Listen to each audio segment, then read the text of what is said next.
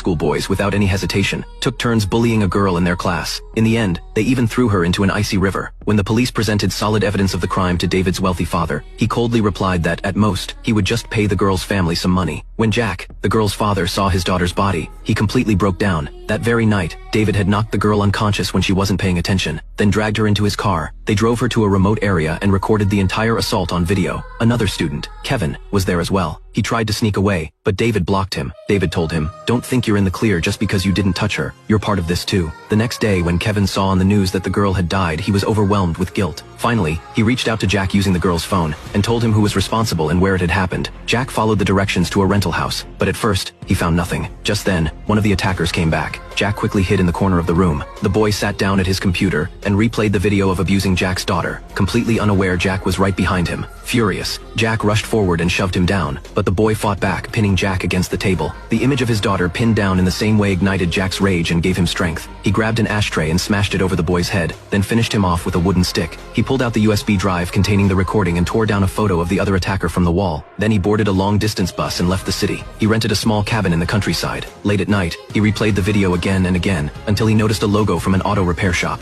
The next day, Jack took the photo to the repair shop to ask questions, but a bald man mocked and insulted him. Jack stormed into the owner's office, only to be slammed onto a coffee table. That's when he spotted a stack of discs on the desk. Inside were images of his daughter. It turned out the shop was secretly producing illegal DVDs. Jack grabbed a baseball bat and knocked out the bald man, then smashed the owner's leg. After being forced, the man finally revealed David's whereabouts. Soon after, a motorcycle pulled up outside a motel. Jack was already hiding in the woods nearby. His first shot only hit the motorcycle, and soon the two were chasing each other through the forest. David knew the terrain well and hid behind some rocks. By the time Jack got there, he was gone. That night, Kevin received a desperate call for help. He didn't realize the police were monitoring the phone. Kevin agreed to hand over some money. They arranged to meet at the train station the next day. Kevin arrived right on time, but David suddenly grabbed him, and with the police closing in on the scene, Jack was watching everything unfold. After a long chase, David ran into a crowded area, thinking he had finally shaken off the cops. He didn't see Jack sneaking up from behind. Jack kicked him hard, knocking him to the ground. The police rushed in, guns drawn, ordering Jack to drop his weapon, but in his fury, Jack pulled the trigger anyway. At the same moment, police bullets struck his chest. David survived, losing only one eye. Months later, the police buried Jack beside his daughter. David, meanwhile, was sentenced to just 15 years. So after watching this film, what's your take on it? The movie is from China, titled Pang Huang Ji Ren,